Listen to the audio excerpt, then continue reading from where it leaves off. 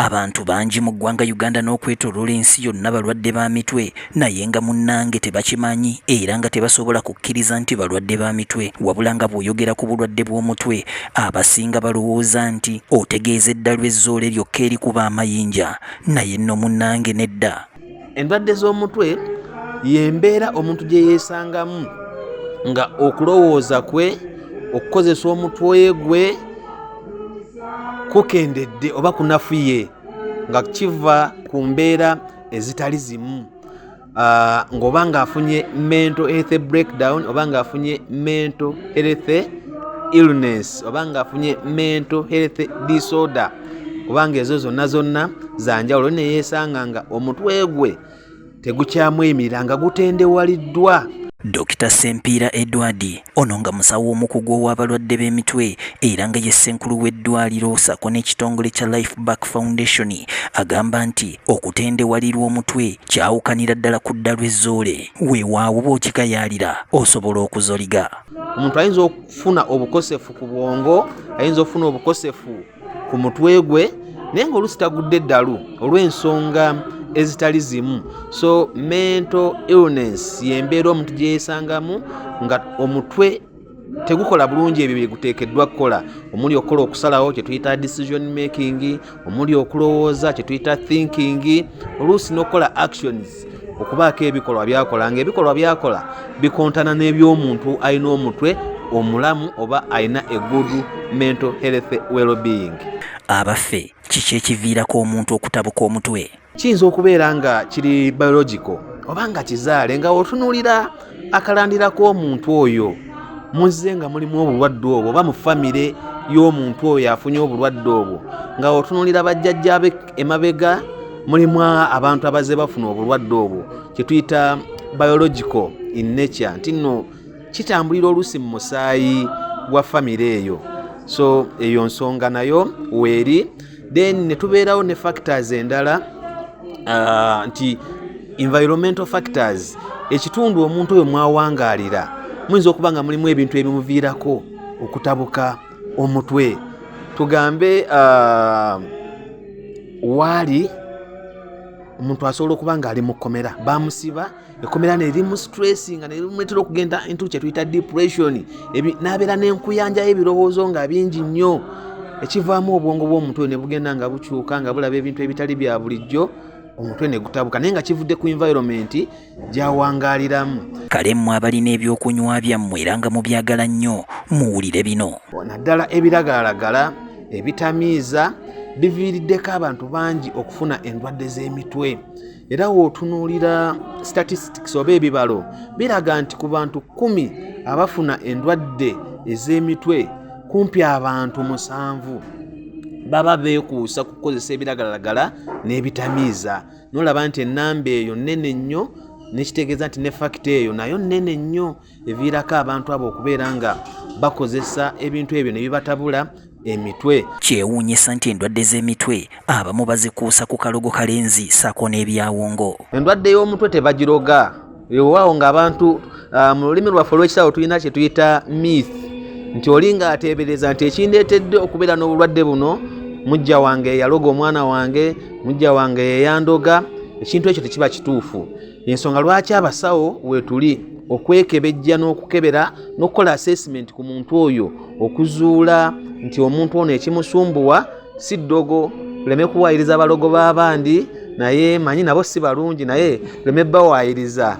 Obulwadde bw'omutwe bubabuze bubeerako ensonga lwaki bubabuze, yeetaaga okwekebejjebwa omusawo n'azuula ekituufu, era omuntu oyo n'afuna n'eddagala n'atagenda mu ssabo.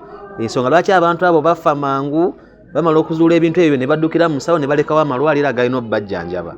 Sempiira agamba nti amalwaliro g'endwadde z'emitwe matono ddala era nga kino kyakusoomooza kinene nnyo eri ebyobulamu. Eddwaliro tulina limu lyokka weesanga nti abalwadde woogende butabika bali wansi, abasinga we beebasse, ne kiviirako abamu okubasiibula nga tebannawona, okusobola okuwaamu abakyalinamu abafunyemu akalembereza basobole okuwaamu abo abakyali obubi kasipeesi, naye nga ne gwe basiibula mulwadde muzibu.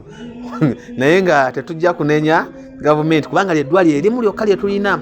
Gavumenti egezezaawo ku referral hospitals eza districts okuteekako mental health unit okuyambako okumujjuza omubbi ogw'abantu abajja ebutabika naye n'abakugu bennyini bakyali baalubatu. Wakati mu mbeera eno ekibuuzo kiri nti lwaki abasajja be basinga okubeera n'endwadde z'emitwe? Abasajja bayita mu bisoomoozebwa bingi nnyo okuviira ddala mu families gye tuva.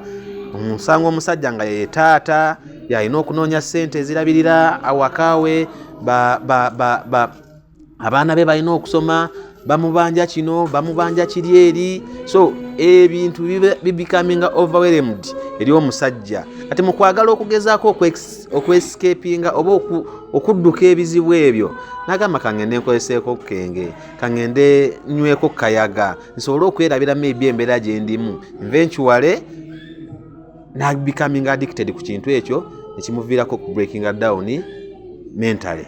Ku kyamateeka agafuga ebitamiiza mu ggwanga ng'abasawo mukozeewo ki? Otunulira etteeka eririwo the 1965 Enguli Act, etteeka eryo kadde nnyo terirambika bulungi. Ani ali supposed okutunda omwenge mu kiseera ki?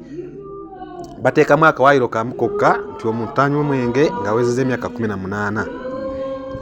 Naye otunuulira amabaala ennaku zino, abaana abato abali wansi w'emyaka 18 agenda ku dduuka n'agula omwenge bagumuwa, ng'agumuguza tamubuuziza okutwalira ani, naye ng'oluusi gwa mwana oyo. So etteeka eryo twalikola nga twagala liteekewo nti n'emyaka gye bagisobola okweyongerako gyeyongereko paka ku 22 oba 25 nti abantu banatandika okunywa omwenge okutandika n'essaawa 12 ez'ekawungeezi nga bannyuse obutasukka ssaawa 6. Teririiwo okujja abantu ku mwenge oba kubalemesa kunywa naye kulambika. Sempiira awadde ensonga lwaki amalwaliro agajjanjaba emitwe ga buseere.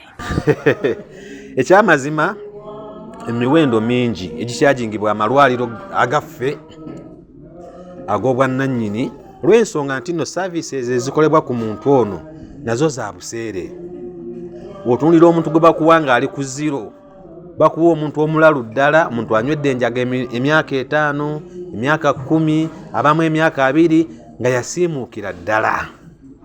Okuzza omuntu oyo mu nteeko kyetaagisa ebintu bingi, naye olw'okuba gavumenti naye tevuddeeyo kutukwasizaako nti eddagala abantu bano balina okujjanjabwa private sector zirifune either ku subsidized prices oluusi n'oddituwa kubanga emirimu gye tukola gyali badde gikolebwa gavumenti. Wakati mu mbeera eyo nze mmanya ddi nti nnina ekizibu ky'omutwe. Kati ebiseera ebisinga omanya nti olina ekizibu either nga bamaze kuleeta wano oba nga bamaze kutwala butabika ng'ofunye treatment ng'obwongo butandise okukoma kubanga obwongo buba bwalwala ng'oli tamanya nti nno nnyina ekizibu. So obuzibu obwo bw'amaanyi nnyo kuba nti abantu babeera mu ddinaayo takkiriza nti I have a problem. Ku bantu 10 abajja ofuna obujjanjabi bwaffe abantu 1 2 be bakkiriza nti balina ekizibu nti era yeetaaga obuyambi. Najja n'akonkona ku gate awo ya life back n'abagamba bannange mbadde nnywa omwenge, mbadde nnywa enjaga oba nfunyemu obukosefu ku mutwe njagala kunzijanjaba. Babeera abantu abo abasigadde 8 tebakkiriza nti balina ekizibu. Tubakaka bukasi, abantu baabwe babakaka bukasi, abamu polisi zezibaleeta tubakimira ku mpingo. Kati ekintu ekyo kizibuwazaamu omuntu oyo okumulaga nti olina ekizibu. Treatment oluusi neewanvuwa okumuyisa mu process etandikirwako okumukkirizisa nti ddala bane najja wano nga nyina ekizibu era wentuuse ndabawo enjawulo wakati wange ne wenajjira mwebale kunnyamba. Ddala kiki ekiyinza okukolebwa okukendeeza ku ndwadde z'emitwe? Buvunaanyizibwa bwa buli omu okusookera ddala okufa ku bwongo obwo, okufa ku mental health being yo. Kino kirina kutandikira ku ggwe ng'omuntu, gwe maama ali eyo, gwe taata ali eyo, gwe mwannyinaze muganda wange ali eyo. Obwongo bwo ye ingini yo. Kitegeeza mu byokola byonna beera ng'obubalirira. Ekintu kyonna ekyefaananyirizaako okukosa obwongo bwo kisuubire nti no kigenda kukuleetera obuzibu. So tulina okwefaako nga tutandikira ku bye tukola, emmere gye tulya, bye tunywa, tusobole okukuuma obwongo bwaffe nga bulungi. Ekyokubiri ndowooza kisinga genda eri gavumenti kubanga endwadde z'emitwe zeeyongedde. Abantu bangi ku bantu kunoonyeza kulaga ku bantu buli 5 b'osanga nga batambula kkubo kubeerako omu alina ekizibu ky'endwadde y'omutwe. Enamba ebeera nnene nno ate nga bigenda byeyongera bweyongezi. Kitegeeza gavumenti erina okuvaayo okuteeka amaanyi mu malwaliro gaayo. N'abantu bennyini beetaaga okusomesebwa okumanya biki ebikwata ku ndwadde z'emitwe, kubanga abasinga obungi tebazimanyi. Bamu bazeekuusakuusa ku ddogo, balowooza bandoga, waliwo ekitatambula bulungi, omulimu we gugaana, oli n'afuna depression oba stress, waliwo anemesa. So kale gwe wennaawulira nti teweewulira bulungi ku mutwe, tolinda kuba mayinja na kukunonera ku mpingu, wabula weetwale mu ddwaliro okeberebwa omutwe era weewale n'ebyo ebiyinza okugutabula. Kabuye Israel Naalongo Nakyune Rosie, Promise TV alipoota leero.